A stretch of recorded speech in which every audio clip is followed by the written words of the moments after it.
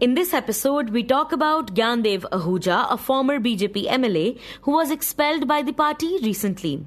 We also talk about the Jammu and Kashmir government shutting down certain tourist destinations due to security reasons. But first, we talk about a crackdown on illegal immigrants from Bangladesh in response to the Pahalgam terror attack. Hi, I am Niharika Nanda and you are listening to 3 Things, the Indian Express news show. Earlier this week, around 890 residents, including 214 minors, were rounded up by the Ahmedabad City Police from a settlement near Chandola Lake. This was a part of a drive to identify alleged illegal Bangladeshi immigrants in the aftermath of the Pahalgam terror attack. The operation has sparked concern after Indian citizens were also detained and paraded through the streets and subjected to identity checks that have left entire neighborhoods shaken. So, all of this started actually on the 26th, on Saturday. This is the Indian Express's Brendan Dabhi, who reports on Ahmedabad for the paper. In fact, just after midnight on Saturday morning at 3 a.m., the Ahmedabad police knocked on doors and pulled out people and gathered about 890 people from Chandola Chapter. It's an area around the 3 Chandola Lakes in Dani Limda area of Ahmedabad city. And they were all rounded up on suspicion of being illegal immigrants from Bangladesh. This action was not only in Ahmedabad but across the state. But the highest number of people that were rounded up and detained were in Ahmedabad. These 890 people included 214 children, 219 women. All these people were gathered up at Kakaria football ground and then paraded through the streets to crime branch, which is at Gayakwad Haveli, about 4 kilometers away, and then kept there in detention until their documents were verified. To find out more about what happened during the Chandola Lake raid, who were affected and what investigation is underway now, my colleague Ichha Sharma speaks to Brendan in this segment. Brendan, especially for those not in the state, could you give us a basic idea of what is this place called Chandola, where this happened? Yes. There are 3 Chandola Lakes. One is the Greater Chandola Lake and 2 other smaller ones. Basically, they are interconnected. And there's a very big slum area that covers the interior of this entire area, right? It is the area between these 3 lakes and surrounding them and comprises of more than, say, 5,000 to 5,500 houses. And what the police are alleging is that a large number of Bangladeshi illegal immigrants also stay there. Most of the people are poor. Most of the people are from minority communities and they are employed in casual labor and so on. And there has been encroachment since 2010, they say, and it has been increasing, which has led to the decline in the size of the lakes, is what the government is saying. But can you talk about what actually triggered this massive sweep? Like, what led the police to take this action? Right. So, this sweep apparently has to do with the Pahalgam terrorist attack in Kashmir. So what the government is saying is that the parallel that they are drawing here is that any kind of infiltration will not be tolerated. So that is the comparison they are drawing, that what happened in Kashmir and what they are calling the Bangladeshi infiltration in Gujarat. So this is their effort to detain all the illegal Bangladeshi immigrants and deport them back to Bangladesh. However, several Indians were caught in the crossfire. And you write that among nearly 900 people who were detained, many were later found to be Indian citizens. So what do we know about how that happened? Right. So this is interesting. So while 890 people were detained originally, 300 of them who were identified as Indian were sent back home. And 143 people were confirmed as illegal immigrants from Bangladesh. However, investigation into 470 people is still underway. So from how many people's investigation is over? 300 were Indians and 143 were Bangladeshis, with other investigations still underway. So the Indians who were caught in this crossfire, who were detained in the middle of the night, say that they were illegally paraded through the streets with no fault of theirs. They said they were Indians. So why did they have to go through this indignity? Right. And Brendan, can you break down for us how was this raid carried out? Like, who was picked up and how were they taken in for verification? So all these people were picked up, as I said, at around 3 a.m. on Saturday morning. So the police knocked on doors and pulled people out and then just detained them and then made them walk to the crime branch. And while some of the people say that some people were ferried in buses, a majority of them were made to walk down this 4-kilometer corridor, and drone shots and other proof is available for the same. Then they were later detained in the crime branch and other areas in other police premises, while those confirmed as Bangladeshi citizens, and that is illegal immigrants in India, they were moved to the Joint Interrogation Center also in Ahmedabad. They are being prepped for deportation now. Their procedures are underway. And during your reportage, when you spoke with one of the residents who, upon being released, said that it wasn't this bad even during the COVID-19 lockdown. So can you tell us what is the atmosphere now in Chandola? Like, are people still afraid of another raid or maybe even more strict actions? So there's an atmosphere of fear there. There's an atmosphere of what's going to happen next. And some of those fears have come correct. So when I visited this area on Monday, so a large number of lanes and by-lanes were completely empty, houses locked with people having left. But local residents don't know who exactly has left, who exactly is still detained, and who exactly has left the area or who is still in detention. But the silence is very eerie. There is nobody around in most of the area, and people are scared to talk about anything. Even as, local leadership over there, residential leadership, they are trying to collect documents of verified Indian citizens to create a backup and to make sure that actual Indians are not harassed the next time over. We really don't know what is going to happen ahead. And another thing you highlight in your story is that images of people being paraded publicly and, bundling of women, citizens, and even minors along with undocumented immigrants got a lot of attention. So what have the authorities said about, conducting the operation in this way? Right. So we spoke to Commissioner of Police G.S. Malik. So Mr. Malik, legally speaking, he said that all these people are encroachers and they have encroached upon the lake land. But he also said that we have taken good care of them. And another reason that he gave that this operation was conducted in such a manner where Indians and Bangladeshis all were detained at the same time was that if they had done it any other way, that if they had gone door to door to check IDs, then that wouldn't have been fruitful, that people would have run away or locked the doors and so on. That is the reasoning the police has given so far. And Brendan, we now know that 143 people were identified as Bangladeshi nationals, but over 400 people are still in detention. So what's happening with the rest of them, especially, those without clear ID documents? Yeah, so about 270 or so people are not have any kind of documentation. On the other hand, the police have also claimed that some of the Bangladeshi immigrants, they have forged documents like forged Aadhaar cards and so on. Similar news reports have come out of other cities as well. So checking of documentation here is very vital and cross-checking it with, the domicile of what is written in these identity cards. So police teams have gone to various states from Gujarat to cross-check these IDs and to cross-check whether these people are actual residents of these various states, including Madhya Pradesh, Rajasthan, Bihar, Odisha, UP, West Bengal, Chhattisgarh, so on. And you also speak of how residents and volunteers have been scrambling to compile documents. So can you tell us how are people proving their citizenship? And also what are some of the gaps in this process?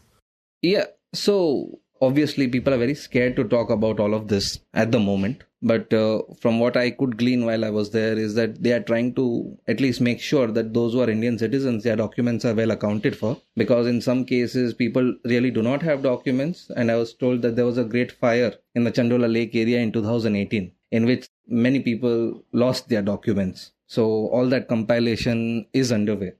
And we understand that Vadodara also saw a similar crackdown, around the same time where police screened a total of 1,700 suspicious individuals.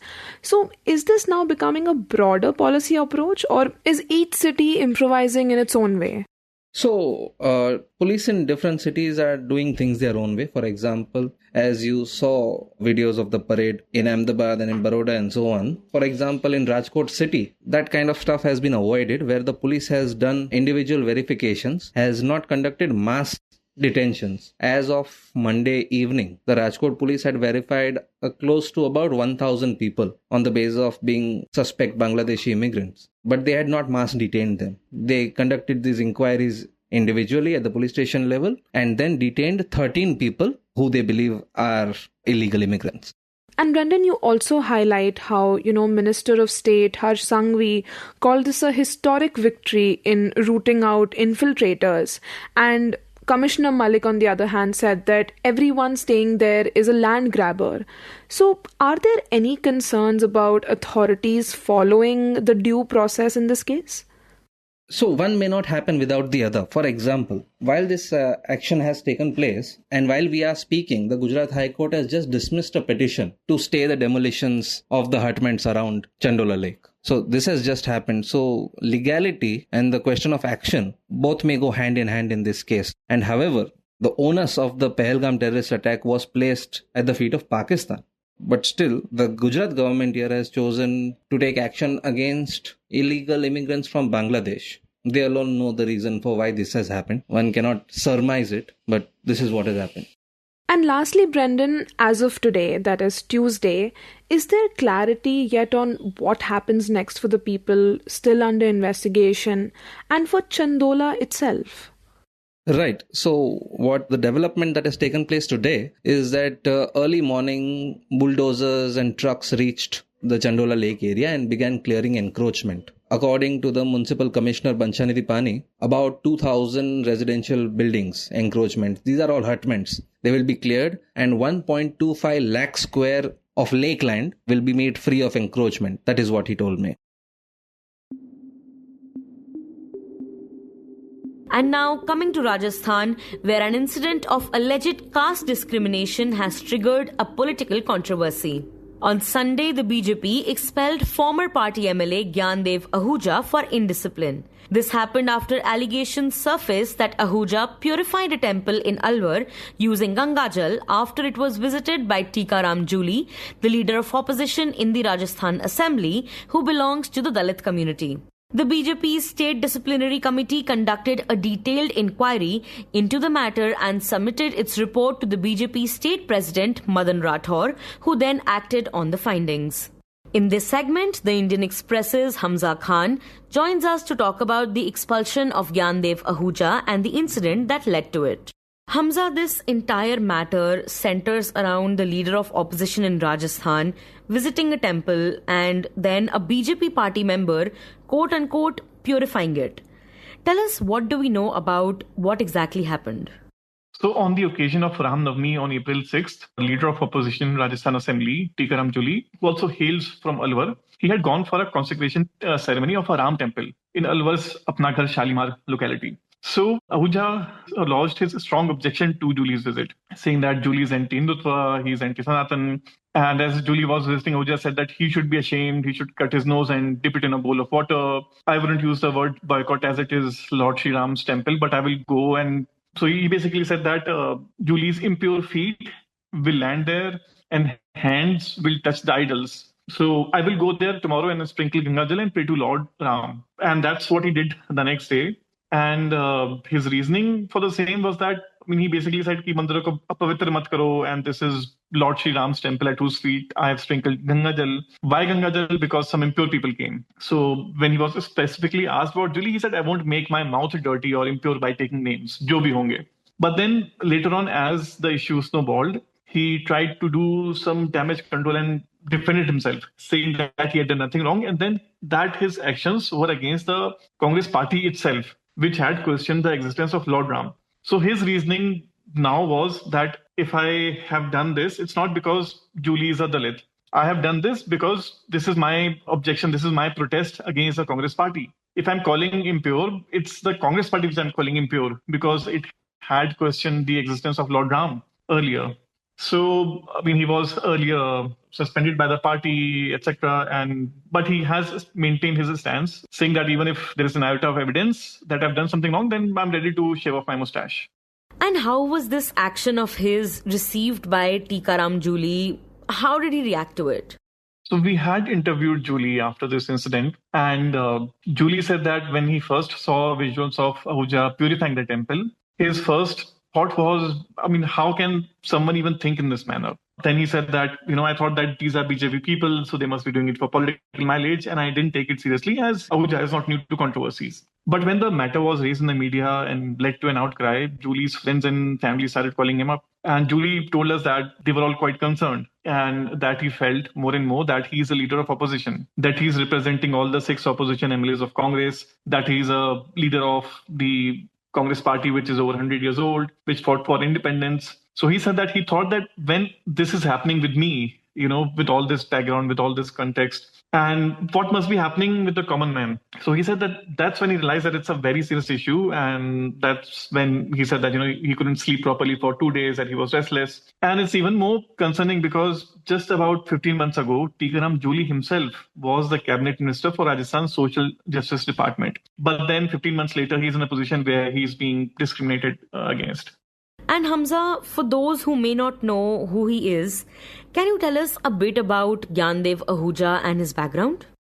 So Gyandev Ahuja is a 3-time MLA from the BJP, and he's now about 74. And he has his roots in the RSS. So earlier in one of his conversations with us, he had told us that he has been associated with RSS since he was around the age of 8. So he has also been a journalist, and he used to be the managing editor of the now defunct weekly Mat Sammat.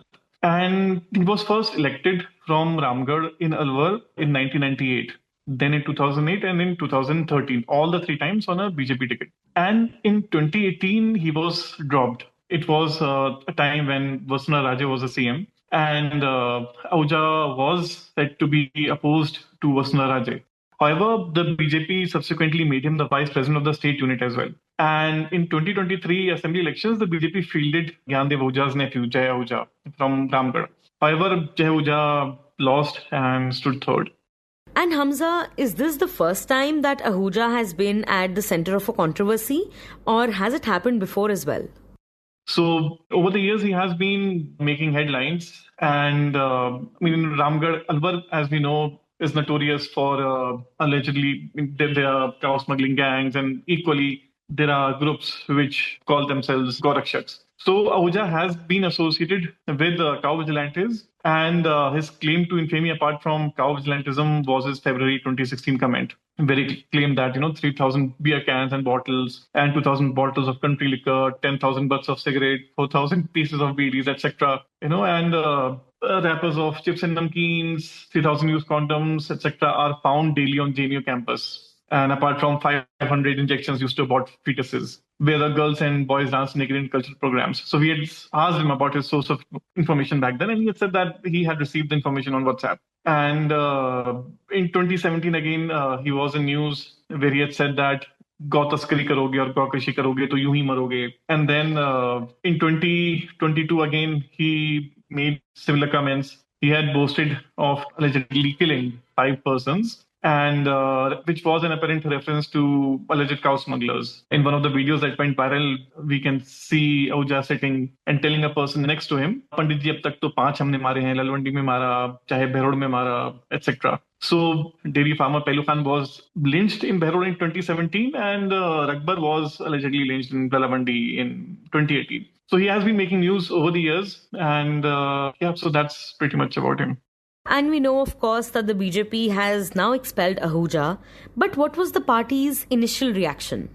So BJP didn't waste much time in distancing itself from Ahuja's actions. The party has distanced itself from Ahuja's words in the past. And at this time, like the same day Ahuja purified the temple, BJP State President Madan Rathod issued a statement saying that the party doesn't support his actions and his words, and that he personally spoke to Ahuja over a call. And party spokesperson Lakshmikant Bhardwaj said that BJP doesn't believe in such things. Ahuja himself is responsible for what he said. And the next day, the BJP suspended Ahuja and issued him a show-cause notice for tarnishing the image of the party. So in its notice, the BJP State General Secretary and Lok Sabha MP Damodar Agarwal reminded Ahuja about his pledge while becoming a member of the BJP. So, quoting Damodar Das, he said that the pledge is, I do not believe in untouchability in any form, nor do I allow it to be practiced. And I do not believe in any kind of discrimination on the basis of caste, gender or religion. So, and then Agarwal also pointed out that the first stone during the foundation stone laying ceremony for the Ram temple in Ayodhya was laid by a Dalit himself, who was Kameshwar Chaupal. And Congress leaders Mallikarjun Kharge and Rahul Gandhi were, of course, in support of Julie. Do we know what kind of discussions were carried out in the party meeting regarding this? So Congress President Mallikarjun Kharge and Rahul Gandhi spoke about the incident from the podium at the AICC session in Ahmedabad. So AICC session came just around 2-3 days after the incident. So Rahul said that, he didn't name BJP, if I remember correctly. So he mostly targeted BJP, saying they or them. So Rahul said that they don't give a Dalit a right to enter a temple, and when a Dalit enters, they watch it. He said that this is not our religion and that our religion, Hinduism, respects everyone. He said that their hearts, again, without naming anyone or naming any party, he said that their hearts are still filled with hate. But since it is 21st century, they can't openly say it because they're bound by the constitution. So Mallikarjun Kharge too spoke, along similar lines at the AICC Ahmedabad session. And Hamza, we see that the BJP did take prompt action against the MLA. But as Tikaram Juli pointed out, this might be something that happens on a regular basis to the common man, which is in fact a concerning thought. Yeah, so we still come across incidents of discrimination on the basis of caste. And even to this day, there are incidents where during a wedding, a traditional Binduri procession where a Dalit groom rides a mare sometimes creates a law and order situation and police have to be deployed. Just 3 months ago, there was an incident in a village in Nasirabad where a Binduri procession had to be undertaken in the presence of 200 policemen. So it's still happening. And but then at the same time, of course, there are thousands of cases, at least across Rajasthan, which are lodged under SC/ST Act. But then a lot of these cases are closed on the basis of like police investigation, which says that, if they find that these cases are fake. So, there are two sides to the coin. Of course, there are lots of cases which are genuine, but at the same time, and that's what the police says, that a lot of these cases are fake. And in the end, we talk about the Jammu and Kashmir government's decision to shut down around 50 tourist destinations and trekking trails in the valley, citing security reasons after last week's terror attack on tourists in Pahalgam.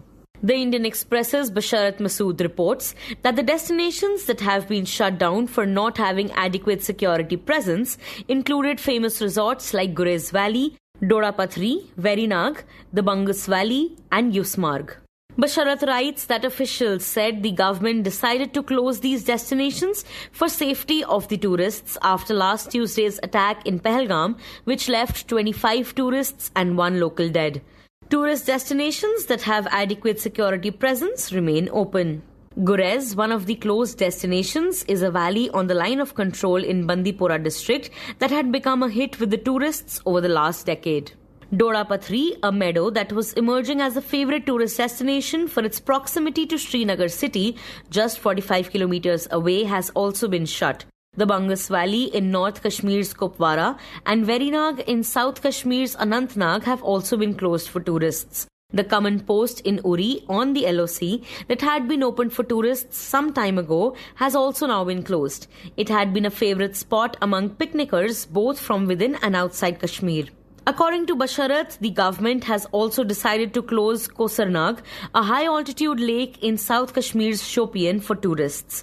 Kosarnag is also a trekking trail famous with adventure tourists and trekkers. In the Srinagar city, the government has decided not to allow tourists to visit Jamia Masjid, the grand mosque at the heart of the old city. Basharat reports that the officials said police and paramilitary forces will erect checkpoints outside these tourist destinations and not allow them to go beyond the designated area. Pahalgam itself and other famous destinations like Gulmarg remain open for tourists, but some areas within these places will be restricted.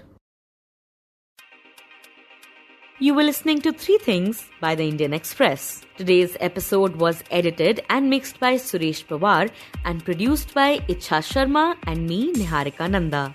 If you like the show, then do subscribe to us wherever you get your podcasts. You can also recommend the show to someone you think will like it. Share it with a friend or someone in your family. It's the best way for people to get to know about us. You can also tweet us at Express Podcast and write to us at podcasts@indianexpress.com.